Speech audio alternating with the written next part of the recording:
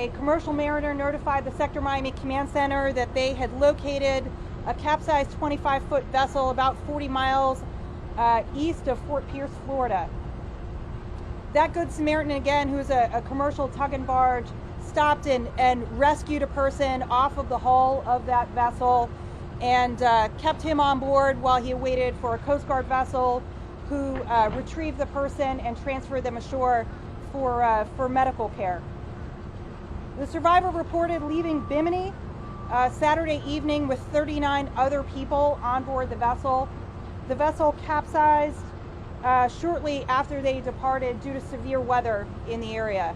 The survivor was not wearing a life jacket and reported that no one else on board was wearing a life jacket. The survivor's condition is stable. So once we received initial notification of this case, the Coast Guard, along with federal, state, and local partners, initiated a search involving multiple Coast Guard and Navy aircraft and Coast Guard cutters, as well as other surface assets from partner agencies. Crews have been searching throughout yesterday and throughout the night. We did recover one deceased body who will be transferred ashore today in Fort Pierce, and we continue to search for other survivors. So far, we've searched an area roughly 7,500 nautical miles, which for reference is about the size of the state of New Jersey. Search conditions today are very good. The aircraft is reporting some debris fields, which we are investigating again in the hopes that we find other victims who we can recover as survivors. We do suspect that this is a case of human smuggling. This event occurred in a normal route for human smuggling from the Bahamas into the southeast U.S. Homeland Security Investigations is leading the investigation of the facts and backgrounds into that component of this case. My focus remains on search and rescue. We'll focus our efforts throughout the day on continuing the search for survivors in this particular case. And again, my deepest condolences go out to the families of anyone who may be missing in this particular case. Thank you. Can you talk about the Good Samaritan, who that Good Samaritan was? Yes, ma'am. So it was a commercial tug and barge on a normal route heading into Jacksonville, Florida. We often rely on sometimes heroic acts of Good Samaritans operating in the marine environment, and this case is no exception. We're deeply grateful that mariner located the survivor in this case and saved his life, and then called us so that we could continue to search for survivors. And can we get a name of that person or their company? I think not at this particular moment. Do we know where these migrants, if there were migrants, where they're coming from? What citizenship are they? Are they Cuban, Haitian, Bahamas? Where are they from? We right now are not releasing details on the one survivor, and I would offer that if there are family members who believe that they have a loved one involved in this case, that they should call the Sector Miami Command Center.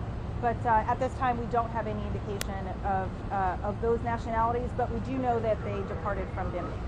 Do you know if there are any children?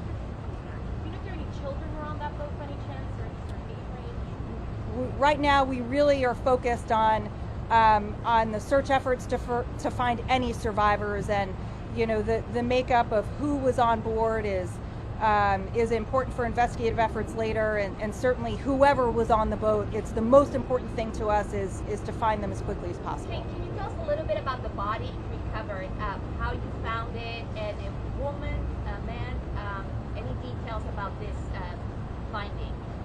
The aircraft vectored one of our Coast Guard cutters, the Coast Guard cutter Ibis, into what they suspected was a deceased body, and it in fact was. Beyond that, I think we'll respect the privacy and dignity of that individual until we've notified, identified them and notified their next of kin.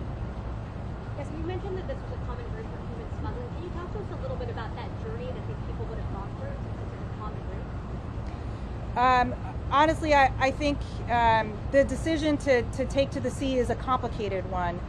Certainly, as we saw in this case, the waters in the northern Florida Straits can be quite treacherous, and while for many, many recreational boaters here in South Florida, the transit between points in South Florida and points in the Bahamas can be quick and easy. In cases like this, small vessels, overloaded, inexperienced operators at night in bad weather is incredibly dangerous. How far from the capsized vessel was the body recovered? I don't have this information, that information We'll get back to you at with the that moment. later. Yeah. And the surviving victim, was that the captain? Again, I think he's being interviewed by our partners at Homeland Security Investigations, and that really is a component of the investigative side. Have you found any belongings in the boat that would lead you to believe that there are in fact 38 people, and per what the survivor says? The aircraft have reported items in a debris field that's consistent with a number of people being on the vessel, and we are focusing our search efforts under the assumption that there were 39 at the time, other people that went into the water, and we really are focused on identifying, on searching and finding as many of those people as we can. That's it.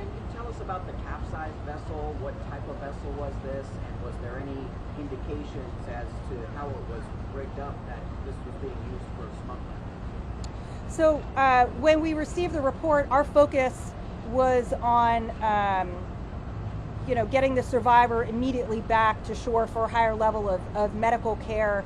The vessel, we were not able to recover to right the boat and really conduct any investigation.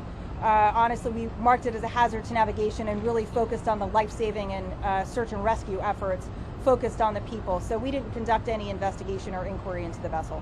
So that vessel's still out there in the water? Yes. You have nearly a dozen crews that seemed on that press release that's involved in the search and rescue right now. Can you just explain a little bit more about the nature of the search and what exactly is going on right now? Absolutely. In the building behind you is the Sector Miami Command Center, which is using every bit of available information about the vessel, about what we know, about how people drift in the water, the prevailing weather conditions, the capability of the assets. And I can tell you that every member of every crew of the assets involved in the search are singularly focused on locating survivors and finding additional information that can help direct our search.